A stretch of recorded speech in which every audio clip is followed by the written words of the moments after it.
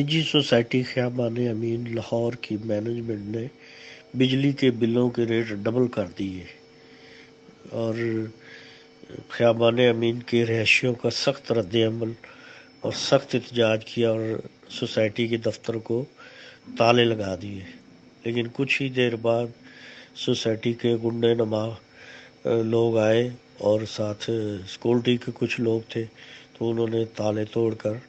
دفتر کو دوبارہ کھول دیا۔ لوگوں نے سخت رد عمل دیا اور لوگوں کے جو ریٹ پہلے آلریڈی چل رہے تھے سوسائٹی کے جنریٹروں کی بجلی پہ،